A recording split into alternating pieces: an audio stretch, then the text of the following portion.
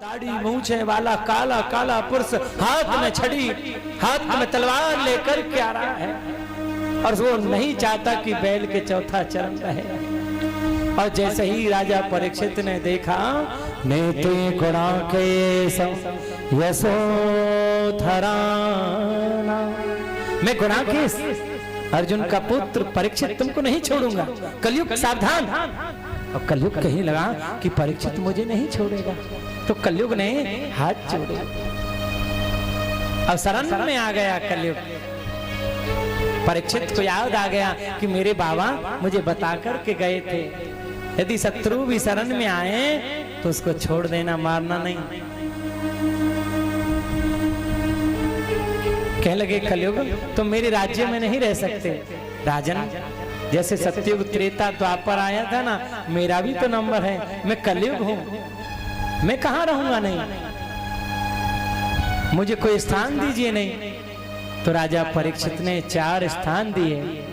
दूतम पानम स्त्रिय सूना यत्राधरम चतुर्वेदी। दूतम, जहां जुआ खेला जाता है, बगैर बेईमानी के जुआ नहीं जीता जा सकता। पानम, जहां शराब पी जाती हो, जहां शराब पी जाती हो वहां कलयुग का निवास है। शराबी व्यक्ति को कितनी घृणा से देखते हैं लोग, नहीं, ऐसे स्थान पे कलयुग है। स्त्रियां, जहां पराई स्त्री के साथ में गमन किया जाता हो वहां भी कलयुग का निवास है। सूना,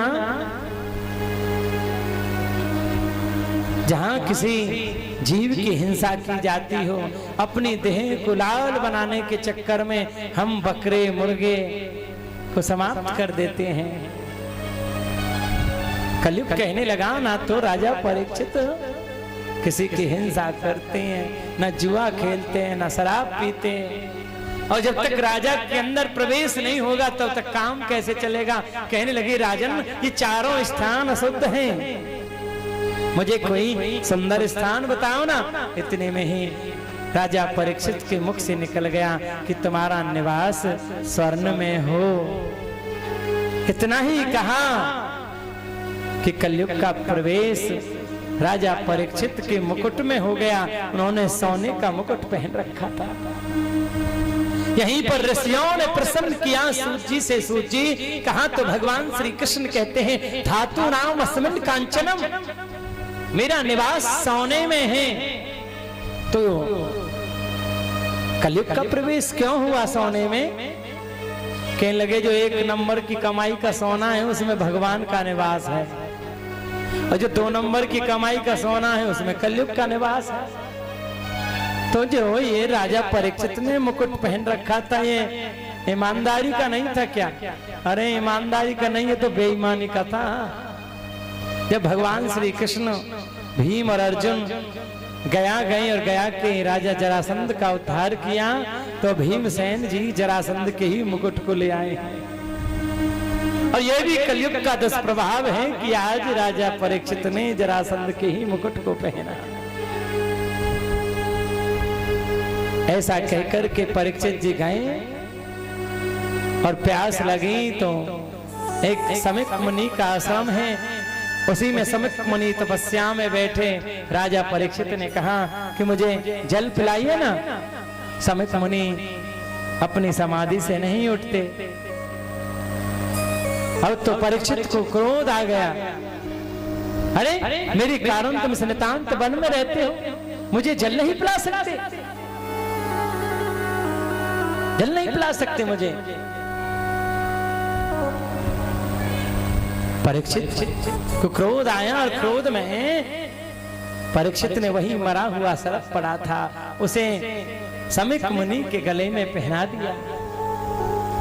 परीक्षित जी अपने हस्तिनापुर गए और जैसे ही सोने के मुकुट को उतार करके रखा, उनको याद आया अरे आज मैंने एक संत का अपराध किया है, अरे मैं अब राजा बनने योग्य नहीं हूं, मैंने तो संत का अपमान किया है। अपनी राजसी वस्त्रों को तभी त्याग दिया। और आज के राजा ऐसे होते हैं कि चाहे कोई कितने भी आंदोलन कर दे परंतु राजगद्दी को नहीं छोड़ते। राजगद्दी को त्याग दिया परीक्षित ने।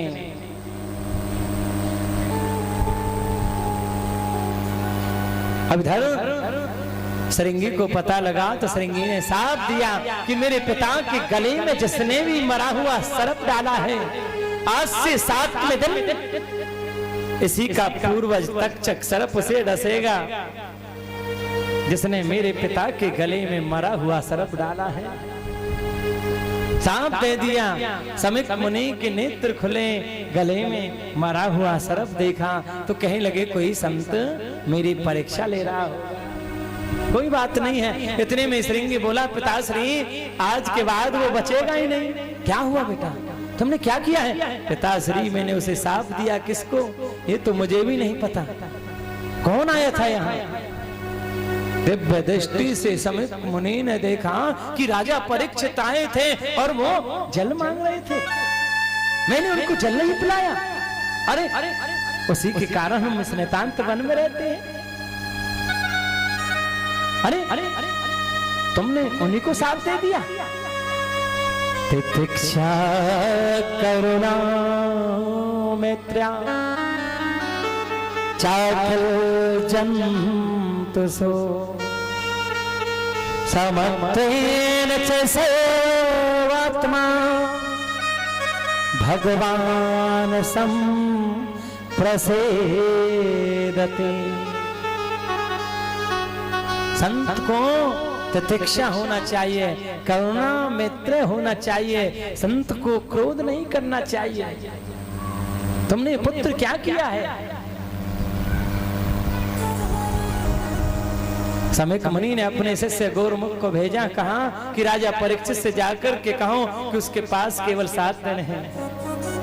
गौरमुख गया, राजा परीक्षित को बताया। परीक्षित कहने लगा गौरमुख वो श्रृंगी ने ये अच्छा नहीं किया।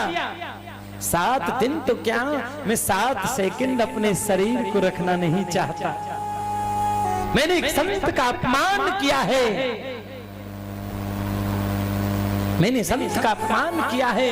अब तो अपनी पत्नी इरावती को बुलाया और महल को सजा दिया कि इरावती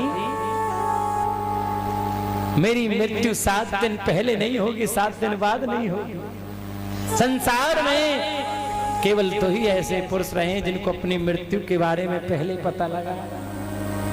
एक कंस जिसने इतने अत्याचार किए और दूसरे महाराज परीक्षित जिन्होंने इतना बड़ा यज्ञ अनुष्ठान किया, जिसके कारण आप बैठकर के कथा सुन रहे हैं और मैं बैठकर के कथा सुना रहा हूं। परीक्षित जी ने अपने पुत्र जन्मेजय को राजगद्दी पर बैठाया। जन्मेजय कहने लगा पिताश्री मैं तो बहुत छोटा हूँ। कह लगे जब मेरे बाबा मुझे इस गद्दी पे बैठा के गए थे ना पुत्र, मैं तेरे से भी ज्यादा छोटा था और ये परंपरा चली आ रही है, इसे निभाओ, इसको निभाओ। परीक्षित जी महाराज हस्तिनापुर से गंगा के किनारे पर पहुंच गए हैं। मुजफ्फरनगर से 24 किलोमीटर दूरी पर गंगा का किनारा और वट वृक्ष है, उसी के नीचे जाकर के बैठ गए। बड़े बड़े संत वहां पहुंच गए हैं। अत्रि वशिष्ठ च्यवन मनुई भृगु अंगिरा दे मार्कंडे व्यास पाराशर, बड़े बड़े संत पहुंच गए और परीक्षित से कहने लगे परीक्षित अरे उस श्रृंगी ने जो साप दे दिया है हम उसे वापस करा देंगे, कोई बात नहीं है, कभी गलती भी हो जाती है। तो परीक्षित कहने लगा गिरजा गिरजा संत समागम समालाभ कछुआ बिनु हरि कृपा मिलय सो गावत वेद पुराण गावत वेद पुराण। अरे मुझे साप नहीं, मुझे तो वरदान मिला है, आशीर्वाद मिला है। जब तक भगवान की कृपा नहीं हो तब तक संतों के दर्शन नहीं होते। आज मुझे बड़े बड़े संतों के दर्शन हो रहे हैं। कोई ये निर्णय नहीं कर पा रहा है कि राजा परीक्षित के पास 7 हैं और कैसे परीक्षित को मुक्ति मिले। उस सभा में बड़े बड़े संत व्यास, पाराशर, वशिष्ठ, मार्कंडेय, कोई नहीं कर पा रहा उपाय। तो वन में सुखदेव भगवान बैठे हैं, अंदर से आवाज आ रही है, तथा भवग भगवान भवग भगवान व्यासपुत्रो।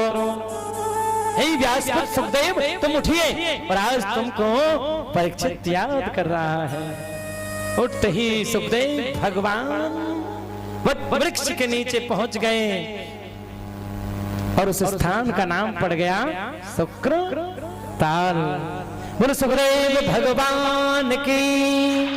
सभी ने खड़े होकर के सुखदेव भगवान का स्वागत किया, सुखदेव भगवान के चरणों में प्रणाम किया है बड़े भाव से। होकर के सुखदेव भगवान का स्वागत किया। सुखदेव जी को राजा परीक्षित ने प्रणाम किया। गुरुजी, मुझे इस बात का दुख नहीं कि मेरी 7 दिन के बाद मृत्यु हो जाएगी। मुझे दुख है तो केवल इतना है कि मेरे पास 7 दिन हैं, समय बहुत कम है। मुझे कैसे भगवान की प्राप्ति हो, कैसे हो भगवान की प्राप्ति। व्यक्ति मरणासन पड़ा रहता है, मरणासन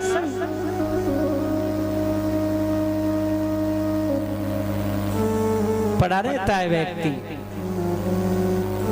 परंतु फिर भी भगवान का नाम नहीं निकलता। अंत समय में भी भगवान को याद नहीं कर पाते। परीक्षित ने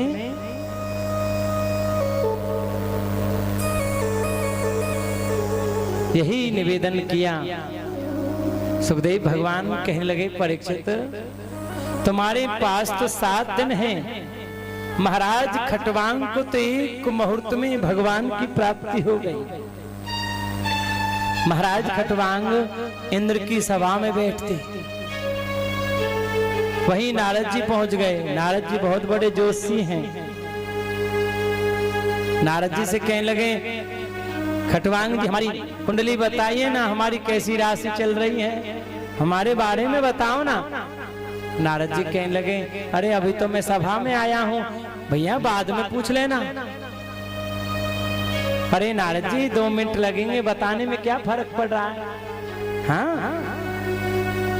आज का समय कैसा है, पंडित जी विवाह में मिल गए, पंडित जी हमारी राशि कैसी चल रही है। पंडित जी बस में मिल गए, हमारी राशि कैसी चल रही है। पंडित जी ट्रेन में मिल गए, हमारी राशि कैसी चल रही है। हाँ, और वैसे पंडित जी से कभी राजी खुशी भी नहीं लेते, टेलीफोन करके कि कभी राजी खुशी तो ले लें। पंडित जी मिल गए तो अरे पंडित जी मैं आपके बारे में सोच रहा था, बताइए ना हमारे बारे में क्या है। पंडित जी कहेंगे, भाई आवाज हो रही है, मैं विवाह में आया हूँ, डीजे इतनी तेज बाजते हैं, बैंड बाजा बजा हुआ है, बाद में पूछना। अरे पंडित जी तेरे तो भाव बढ़ गए भैया। अरे उन 10 रुपया ने हम कहते भैया यही ले लीजिए, कोई बात ना, बताओ ना, पीछे लग जाएंगे। हाँ, अब तो वो 10 रुपए भी बंद है गे भैया। वो कैसे हो गए, आधे काम तो फोन से ही है, जहाँ 80% काम। किसी के कुंडली मिलानी हो, हाँ, किसी का विवाह बनाना हो, किसी के बालक का नाम देखना हो, आधे काम तो वाहन का मुहूर्त कब का है।